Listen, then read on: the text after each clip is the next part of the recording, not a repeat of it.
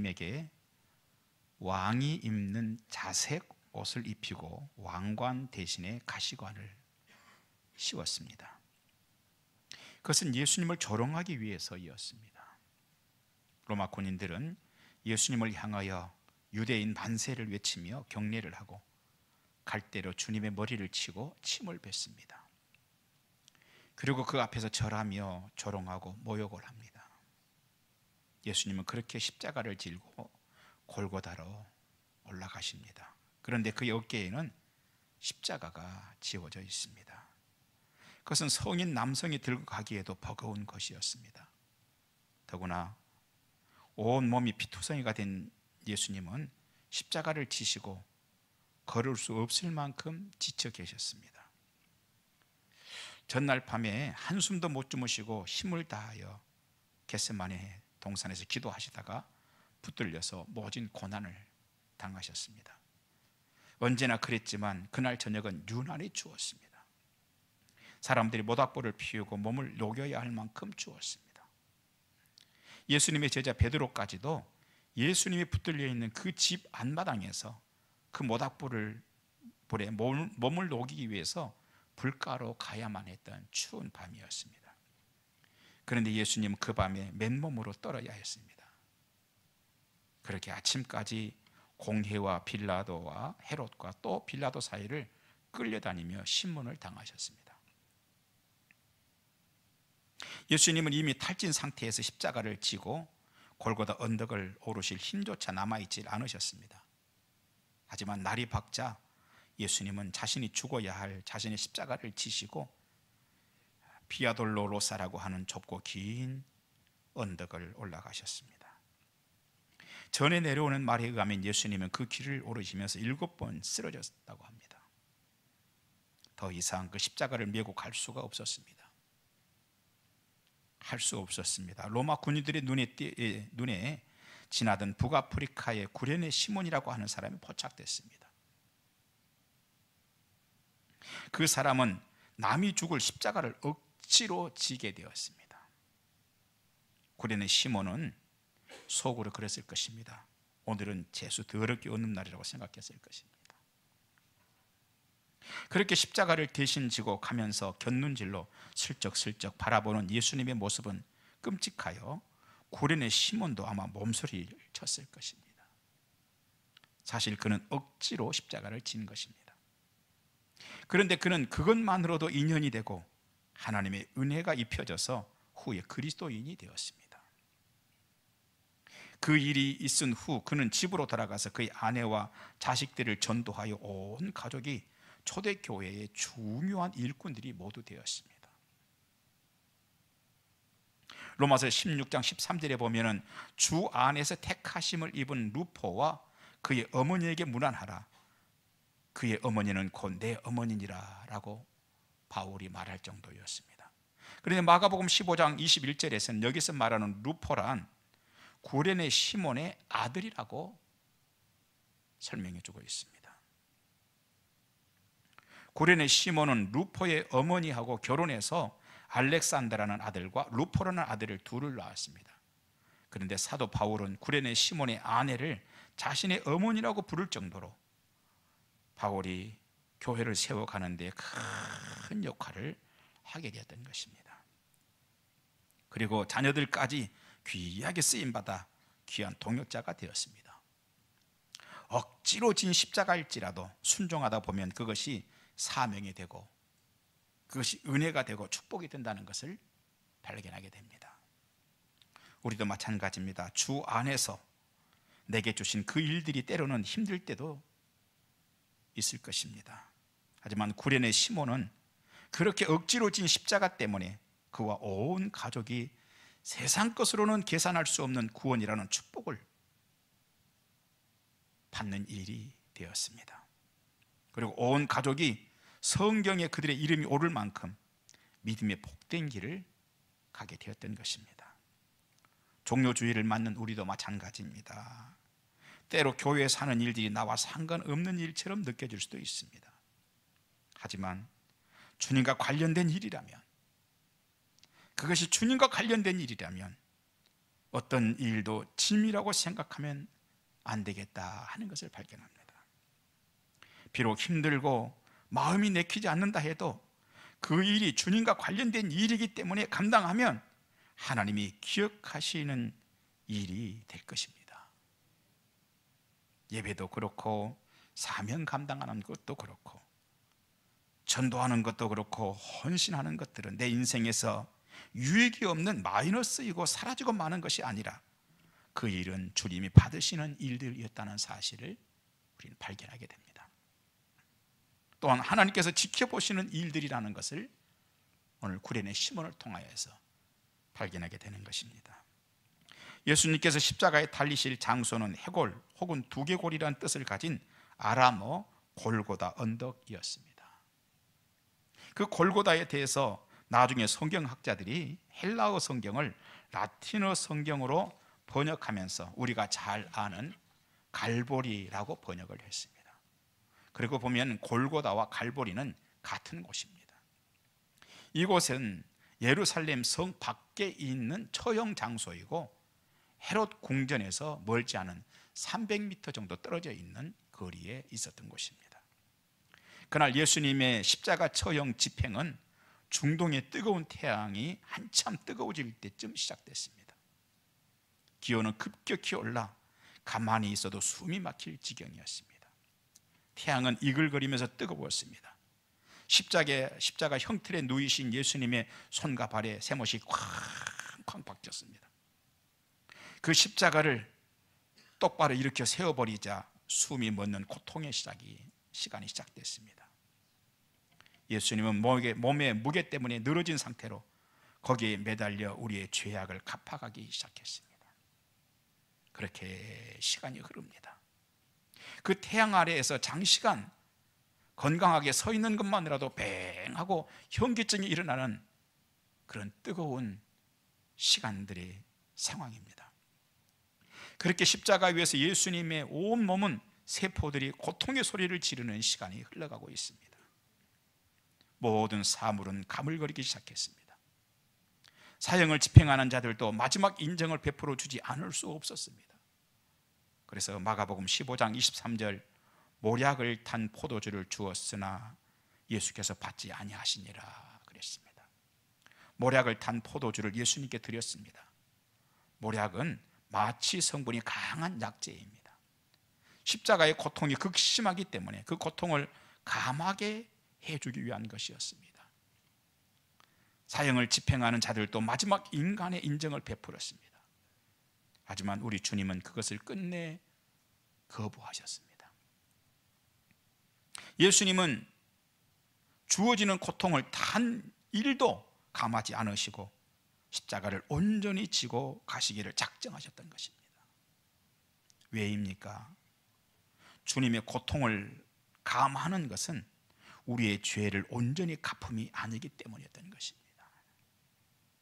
우리의 죄를 온전히 갚으시기 위해서 그 모든 고통을 1도 감하지 않고 다 당하셨습니다.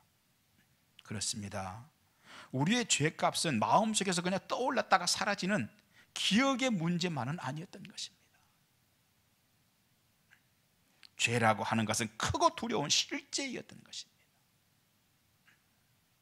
그 죄의 갚음을 위해 예수님께서는 고통과 죽음으로 그 값을 치르셨습니다.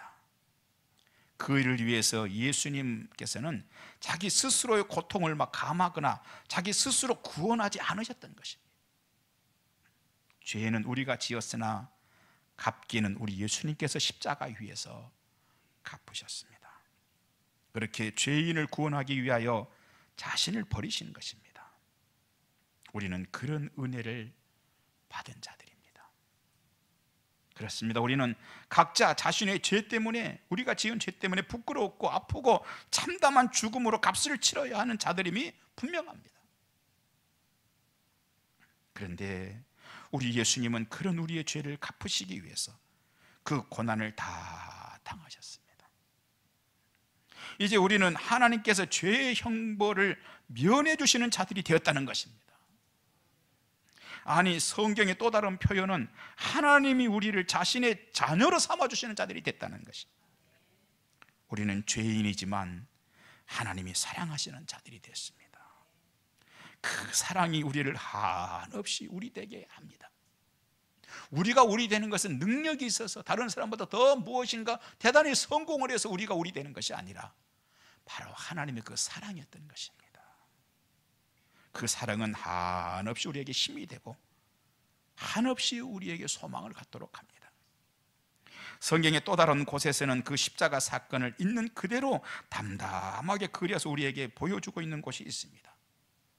이사야 53장입니다. 특히 유월절 어린 양이신 예수님에 대해서 이사야 53장 7절은 도수장으로 끌려가는 어린 양과 같이 그 입을 열지 않으셨다고 기록하고 있습니다.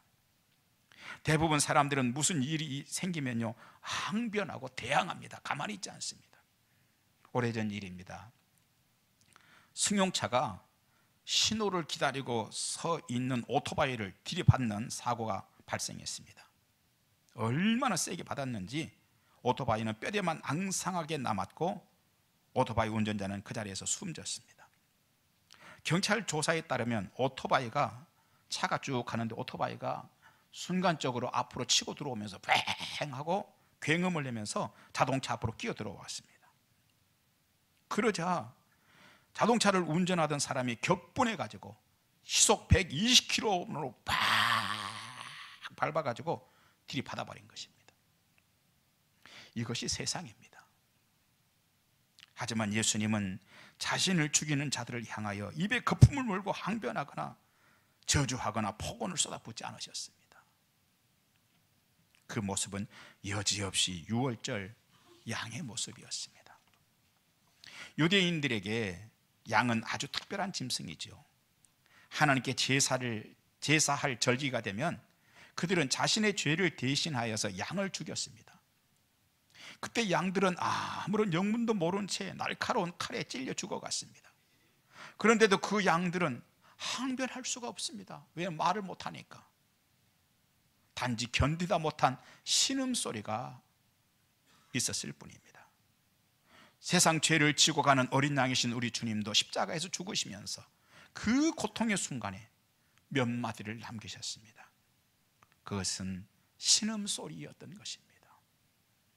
예수님의 그 눈물과 그 신음소리들은 해석되어야 할 어떤 소리가 아니라 영원히 우리 가슴에 남아야 할 어린 양의 신음소리였던 것입니다.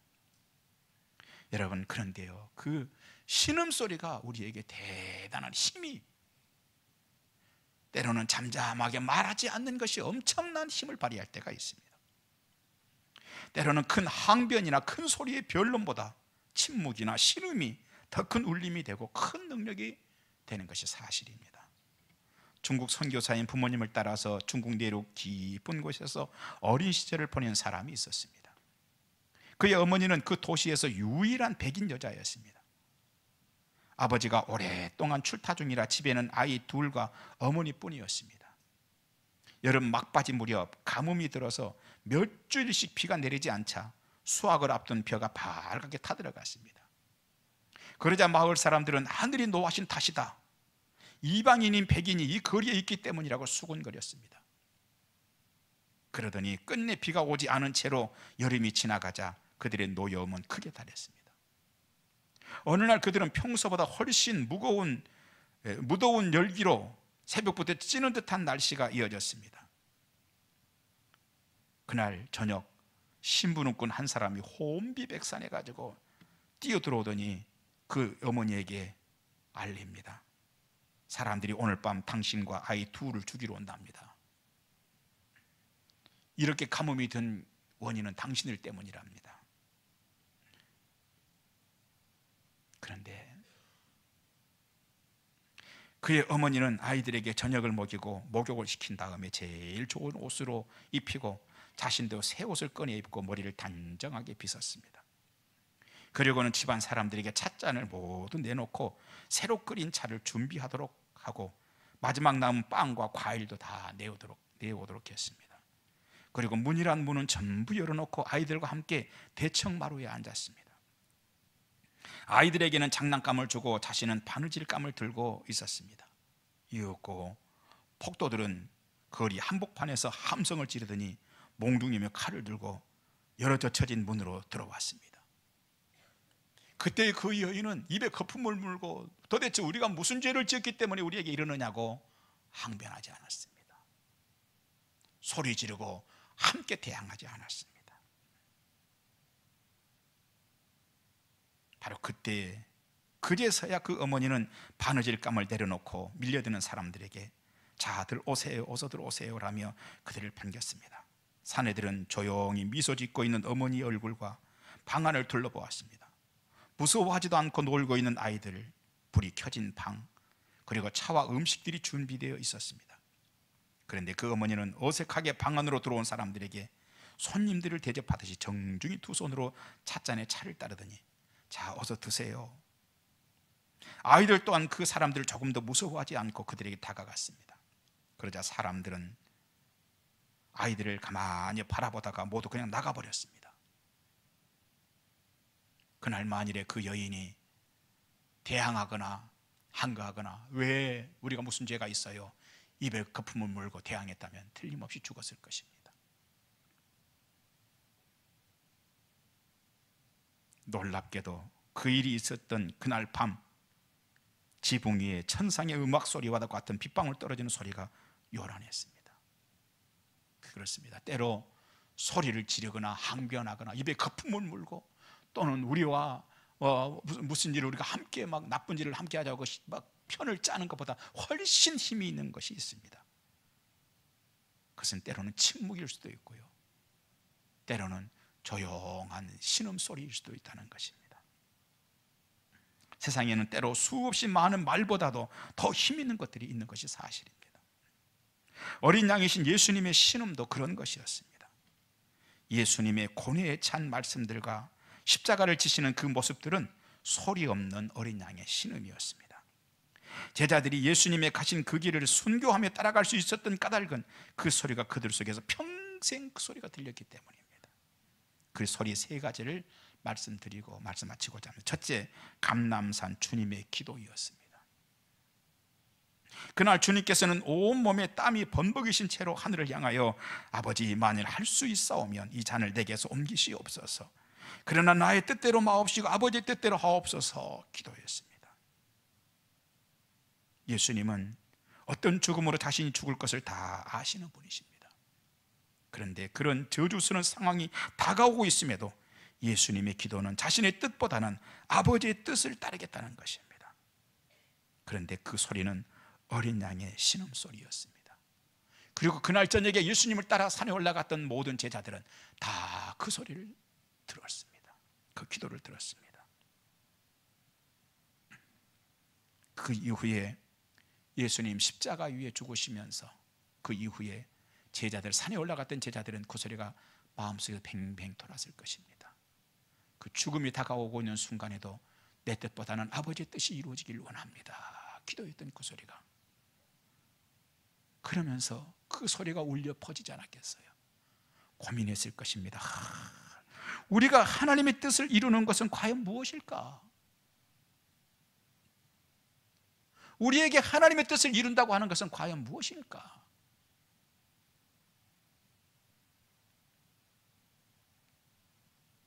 평생 그 예수님께서 그날 저녁에 했던 그 기도 소리가 그들의 마음속에서 사라지지 않았습니다.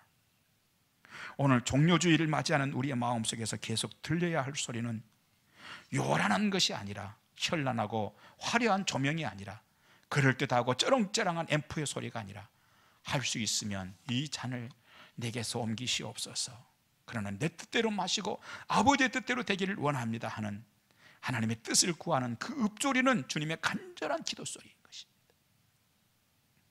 그리고 주여, 그렇다면 이제 우리는 어떻게 살아야 합니까? 하나님의 뜻을 이루기 위해서 나는 이제부터 어떻게 살아야 할까요? 하는 내 스스로 질문의 소리가 우리 속에서 들려져야 된다는 것입니다. 오늘도 성령께서는 우리를 위해서 기도를 또 드리고 있습니다. 두 번째, 울면서 십자가를 따라가는 여인들에게 주셨던 말씀이죠. 자신이 매달려 죽을 십자가를 지고 채찍을 맞으면서 골고다로 가시는 주님은 이미 정신이 혼미했습니다. 그런데 간간히 부는 작은 바람의 정신을 간신히 차렸습니다. 그런데 이제 십자가를 지고 죽으실 예수님을 위해서, 조금 십자가를 지고 죽으실 예수님을 위해서 여인들이 울면서 따라옵니다. 누구라도 잘된 사람, 성공에서 돌아오는 사람을 따라가면서 환호하는 것은 쉬운 일이지만, 실패한 사람, 죄인이라는 재판을 받고 죽으러 가는 사람을 울면서 따라가는 일이 쉽지 않을 것입니다. 예수님 입장에서는 참 고마운 일이죠. 그런데 주님은 그 고마움을 누리면서 자신의 연민에 빠지기보다는 그 죽음을 앞두고 올라가면서, 한 걸음 올라가면서 그 여인들의 그 우는 소리를 자신이 연민에 빠지는 소리로 듣기보다는 그 고통의 순간에도 배려할 사람들이 눈에 들어오시는 분이었습니다. 그래서 그 고통 중에도 돌아보시면서 신음하듯이 여인들에게 한마디를 토해내십니다. 나를 위하여 울지 말고 너희와 너희 자녀들을 위해서 울어라. 그 모습과 그 소리는 구약 제사에 드려지기 직전 고통스러운 신음을 토해내는 그 어린 양의 신음소리였던 것입니다. 그날 이후로 그 소리는 여인들의 마음속에서 떠나지 않았을 것입니다. 나를 위하여 울지 말고 너희와 너희 자녀를 위하여 울라. 십자가를 지고 올라가시면서도 세상에 우리 같은 것을 생각해 주시더라. 그것은 여인들 평생에 잊을 수 없는 가슴이 저린 소리였을 것입니다. 예수님이 부활하신 후 그때 그 여인들의 마음에 새겨진 그때의 그 십자가를 따라가면서 있었던 그 일과 그 소리는 평생 힘이 됐을 것입니다. 예수님과 자신들만 하는 영적인 재산이 되는 소리였던 것입니다. 오늘도 주님은 여인들과 같은 신앙생활을 하려고 하는 자들을 위해서 어린 양의 소리를 주십니다. 이 여인들처럼 손해가 돼도 주님을 따라가고 어려움이 있어도 주님만 높이려고 하는 이런 사람들에게 오늘도 우리 주님께서는 그 어린 양의 신음소리를 주시는 분이십니다. 오랫동안 신앙생활을 한 우리들입니다. 그런데 평생 잊을 수 없는 어린 양의 음성이 나에게는 한 가지라도 있는지 질문해 봐야 합니다.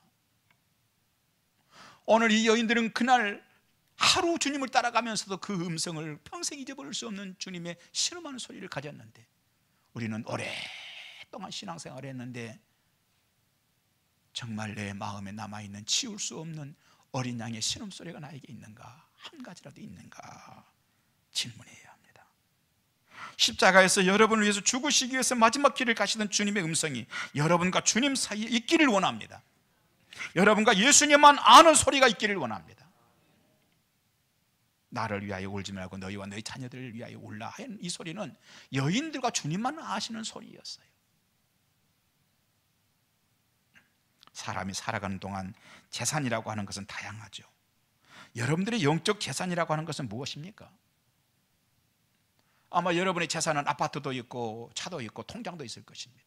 그러면 여러분에게 개인적으로 여러분들에게 물어보십시오. 나는 영적 재산은 나에게 뭐가 있는지, 신앙생활을 이렇게 했는데 나는 영적 재산은 나에게 뭐가 있는지 질문하십시오. 남들에게 주님을 사랑하는 것이 있고 그것을 주님이 아시고 수고했다. 남들에게 주님을 사랑하는 것이 있고 그래서 주님이 그것을 아시고 수고했다, 귀하다 하는 하나님과 여러분만 아는 그 소리가 있는 신앙인들이 되시기 바랍니다. 마지막 세 번째, 제자 요한에게 들려진 말씀입니다. 예수님께서는 그렇게 골고다에 도착하고 결국 십자가에 못 박힌 채 세워집니다. 몸의 모든 신경이 소리를 지르죠. 숨이 턱 막힙니다.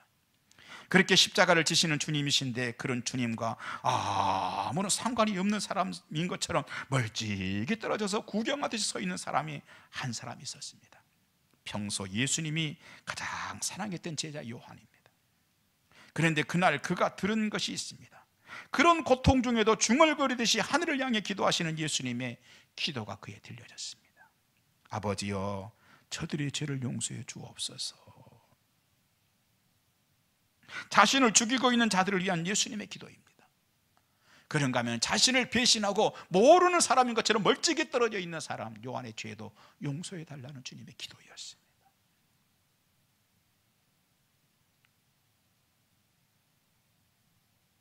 그 기도에 예수님의 제자답지 못하고 비굴한 요한 자신의 죄를 용서해 달라는 내용이 포함되어 있습니다. 그 소리는 요한의 마음속에 깊이 박힌 신음하는 어린 양의 신음소리였습니다. 그 소리 때문에 그는 평생 사랑의 사도가 되었습니다. 여러분의 마음속에도 그 어린 양의 신음소리 한마디 정도는 있기를 바랍니다. 여러분이 진정한 그리스도인이라면 어린 양의 신음소리 하나 정도는 가슴에 남아있기를 원합니다. 기도하겠습니다. 하나님 감사합니다. 우리 속에 신음하는 주님의 음성이 하나라도 있게 해 주옵소서. 예수님 이름으로 기도합니다. 아멘.